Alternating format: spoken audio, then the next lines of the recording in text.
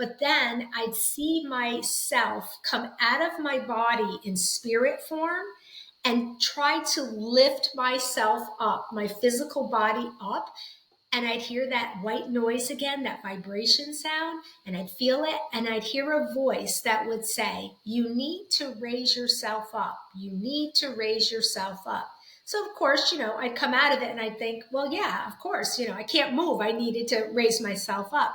I didn't understand it because I wasn't doing this work at that time.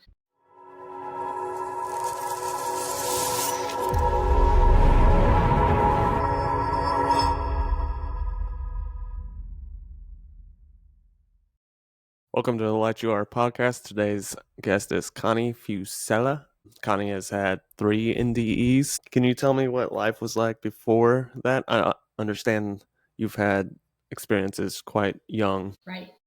Yeah. So before my near-death experiences, I was actually, I'm a natural born medium, and I started having awareness to spirit and conscious memories of spirit communication, both seeing and hearing spirit when I was 4 years old. And what happened is first I saw an old man in my basement, which was very overwhelming for a 4-year-old. I didn't understand it. And, Spirit's very clever. So they decided, okay, well, we'll make her here instead. So I had a little stuffed animal that was a little lion cub called Leah. And I thought that she started talking, basically. I know that sounds crazy, but, as a 4-year-old, I hear voices, and I thought it was coming from my stuffed animal. So this went on for a bit. And then when I started school, which happens frequently, you hear this with young children that have had experiences with the other side when they're young. When you start school, your left brain starts taking over for reading, writing, arithmetic. And those psychic senses that I had started to subside. I always kept like the knowing. So I kind of sailed all through high school as pretty much a straight A student. I never studied. I was like a avid reader. I could retain information very quickly. So what happened is I really forgot who I was. I didn't remember that I could speak to the other side. And so what happened is those 3 near-death experiences sort of came my way, I believe, to wake me up, to have me sort of reclaim those gifts that I was born with. Can you take us into those experiences? Sure. So each one of the experiences, they were spiritually transformative. They were all very different in format, but the common denominator is that they were all occurred from either allergic or adverse reactions to medication. So the first one happened in my early 20s. And it was an allergic reaction to medication, which led into anaphylaxis. And then the next thing you know is I found myself in this room that had no ceilings, no floors, no windows, just a big, bright, white space. And I was sitting, with my legs crossed in front of me on this white space. And then all of a sudden, a large, tall being walked towards me, illuminated by light. I couldn't make out any features. I couldn't tell you male, female. It just was a large, tall being. And they placed a large book in my lap. And when I looked down at the book, the pages started to flip automatically while all this bright light white was emanating from it. And I saw from the time I was born until present day. And I saw the people that were in my life, the memories that I had, the feelings that were there, the emotions. And so when I sort of came to, right, I thought, geez, well, that's a really cool dream. And I told my mom, told her about all the images that I had seen. And she verified them as, very early memories, like under the age of 3. She's like, wow, how would you remember that? Like I was describing like paintings on the wall, things that were set out on the table, like specific details that I remembered. And so my mom verified the information, but I didn't know at the time that near-death experience was what you call a life review. So that was the first one. The second one, a lot different, another allergic reaction to medication. that led me into the hospital where I went into ventricular cardiac arrest. And during that time, I all of a sudden found myself floating in this up on the ceiling, right below the ceiling. And I was watching as the doctor and emergency room personnel, worked on me, sticking, IVs in my arm. And the next thing you know is I see the doctor grab defibrillator paddles. And I watch my body kind of like jump, off the stretcher with those shocks. And then I find myself in the tunnel that a lot of people describe. I would describe the tunnel as picture a closed MRI kind of space mixed with a Disney simulation ride, is how I would describe it. So, in the MRI kind of closed space, bright light, white light on my back, feet first. And it felt like I was going fast but slow at the same time, like a simulation ride. And I was going towards this beautiful, bright light, in the distance. I, I wasn't afraid. I was happy. I felt like I was going home. And I kept hearing this like white noise, like humming vibration, which I actually heard in the first near death experience too. And as I got closer and closer to the end of the tunnel, that vibration sound was getting louder and louder. I got to the end and my feet sort of sunk into what I call the glow, which was the end of the tunnel. And it almost felt like as if I was touching into jello, like my feet kind of sunk in. And then as soon as they touched there, it was like I woke up. So they were able to revive me. I had flatlined. And of course, I recuperate and sort of come to. And again, I thought, wow, what a pretty cool dream I had. This was, mid 80s, early 90s. Nobody was talking about near death experiences really. And I wasn't brought up in, a family that talked about, psychics, mediums, the afterlife, spirits, or anything like that. So I just thought, again, it was a second, cool dream. Didn't think anything of it. You want me to go into the third one? You didn't tell anybody? Did you held it in or?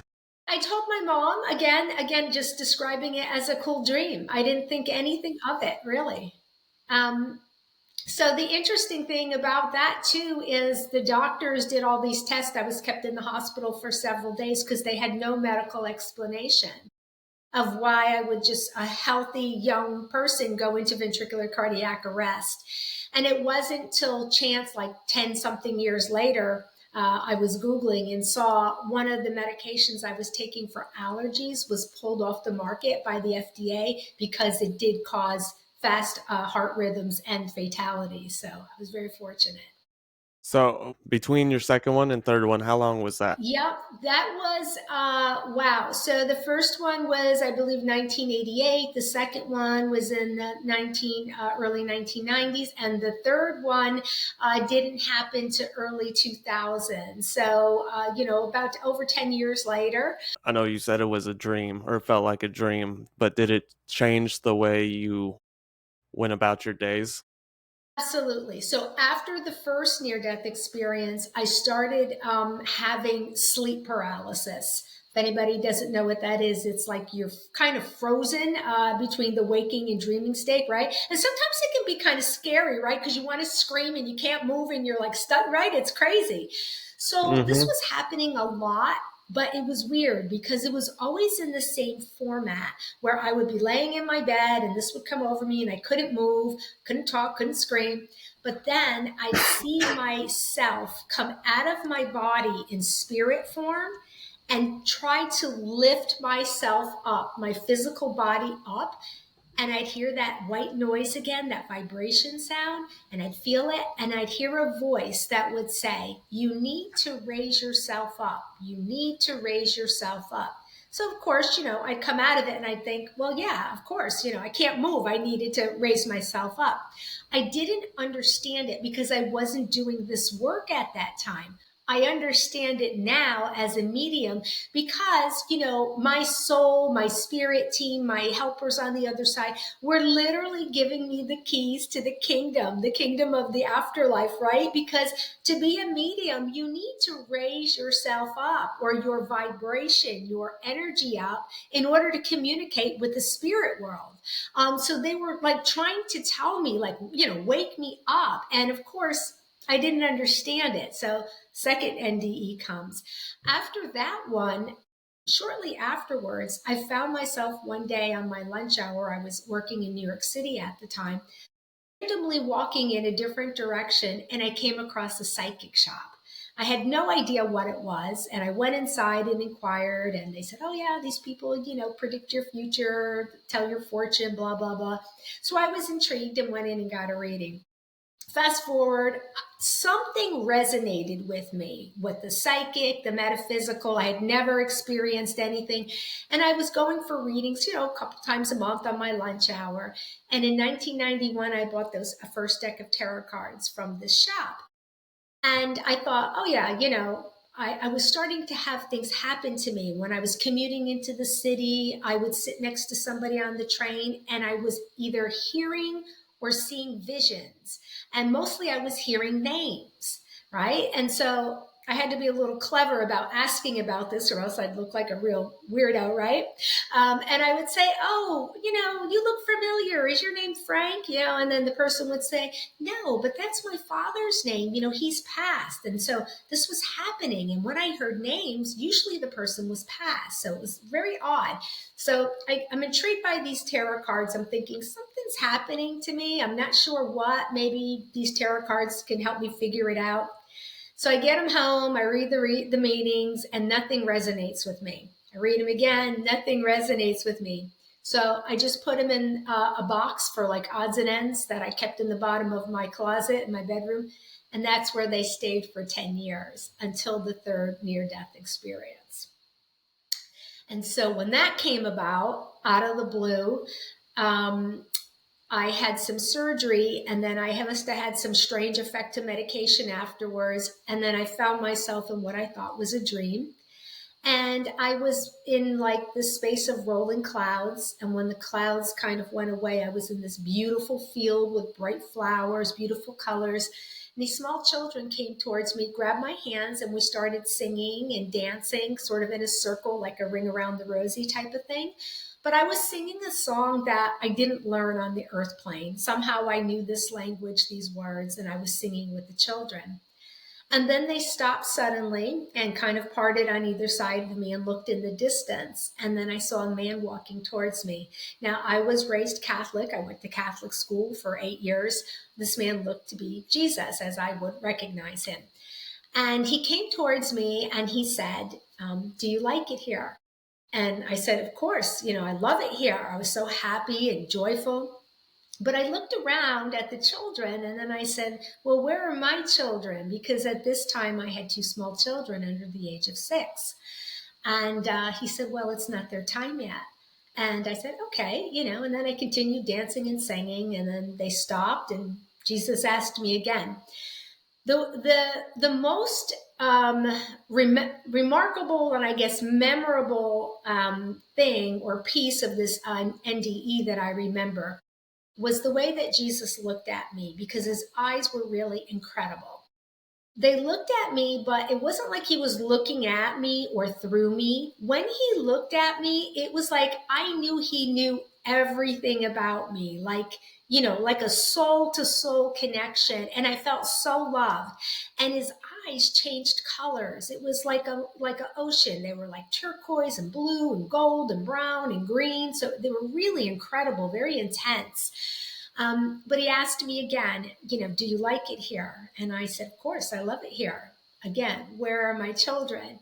And he said, "Well, it's not their time yet, and it's not your time either. You have yet to become who you were meant to be." And with that, I woke up again thinking I had another, cool, wild dream. But shortly after that, I received a phone call out of the blue from a lady that was holding a psychic fair.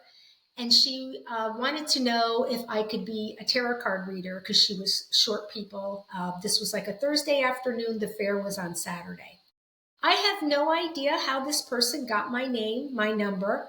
I never did a reading. So I said, hold on a second. I went running to my bedroom, and I had moved several times, but I still had that box of junk, right? And I went digging through there, and I found those tarot cards that I had bought in 1991. I went back to the phone and I said to the lady, sure, I'll do it.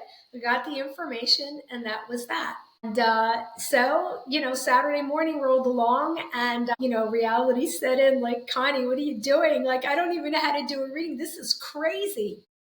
But I didn't want to stand her up. So my plan was to show up and say, sorry, I can't do readings because I've never done them. I don't even know what these cards mean, but I'll help out. I'll check people in. I'll sweep floors. I'll do something. That was my plan. But when I got there, the lady was very flustered, and basically she wasn't having it. She's just like, I need you to sit in that room and do readings. So I sat there in a panic, praying nobody would show up. And about 20 minutes later, a lady in her mid 50s shows up. She wants a reading. I don't know what to do. I just take out those cards and I just start putting them down in this weird circle. I use like all 76 cards without saying a word. And she says to me, are you ever going to say anything? And I was like, oh my God, oh my God. And I look down at those cards and I'm sweating and I'm like getting nauseous because I'm like so nervous. And when I looked down at the cards, the strangest thing happened. It was like this electric shock came in the top of my head and what kind of reverberated through my body. And I looked at these messy piles that I made all over the table. And I started to speak. And I said to her, there's something about a secret, it has something to do with a family member. It's tied to somebody that's, that passed. I said, I see communication from a lawyer. There's like legal papers. There's a trip to a foreign country coming up in the next 2 weeks to 2 months. And then I see this big windfall of money coming to you. And I was like, does this make any sense to you? And so the lady said, well, I just found out a few weeks ago that I was adopted.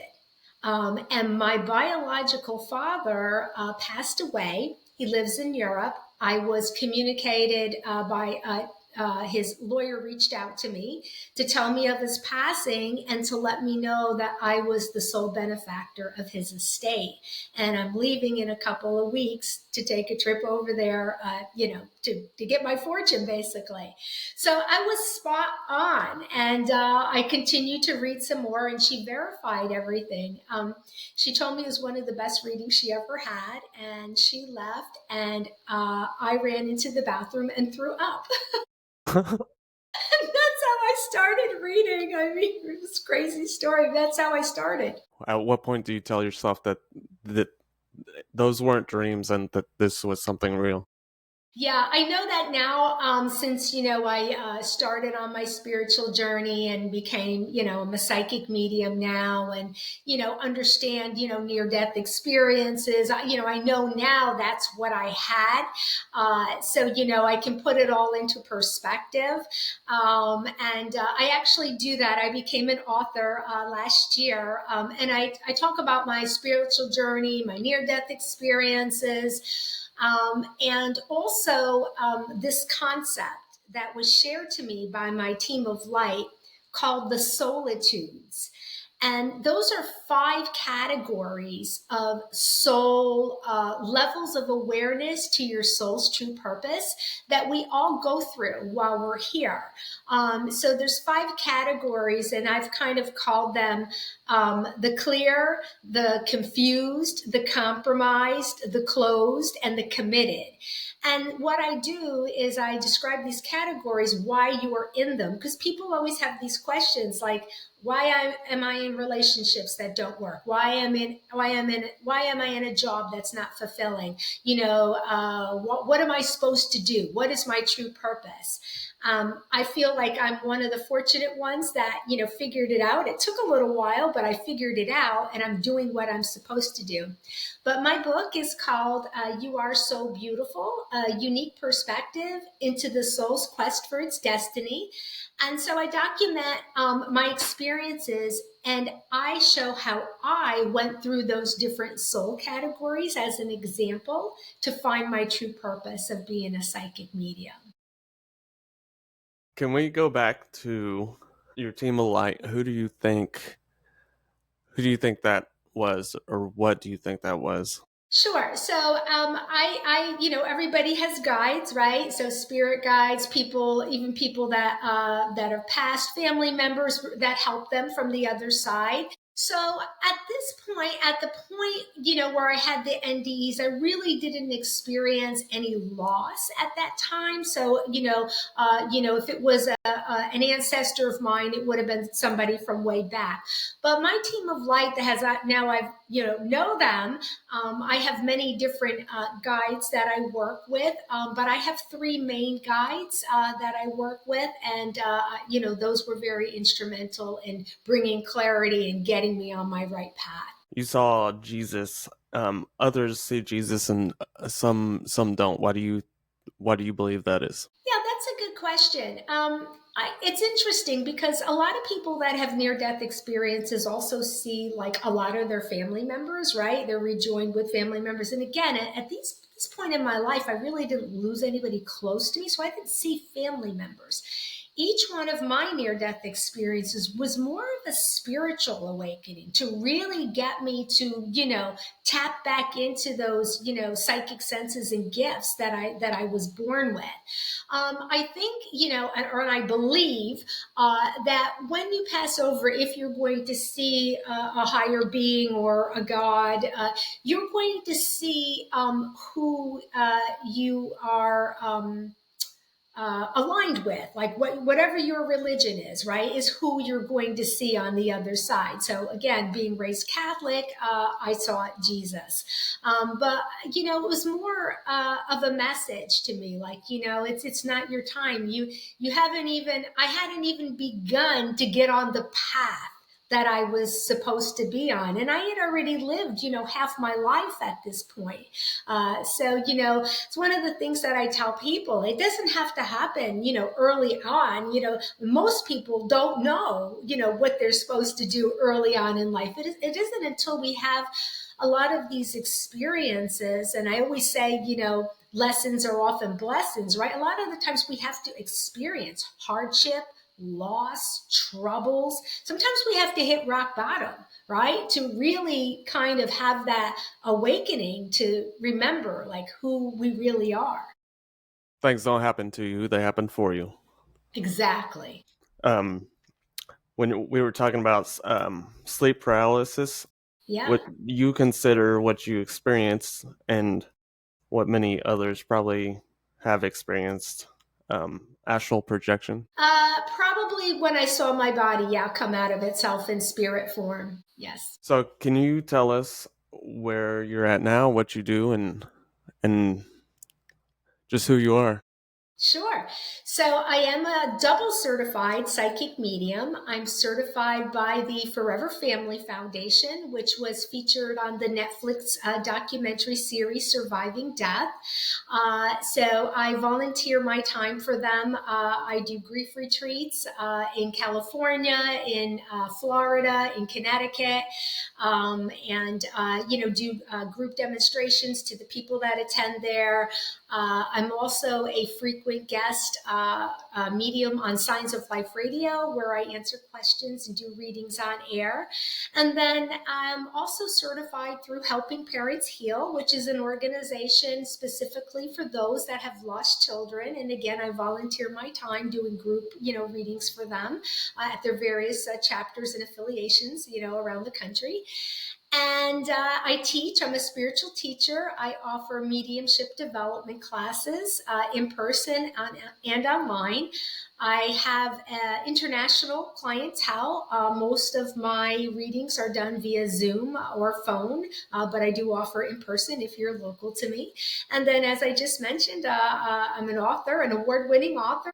book You Are So Beautiful won two awards in the categories of grief and death. And I also speak at the IANS Conference, International Association for Near Death Studies.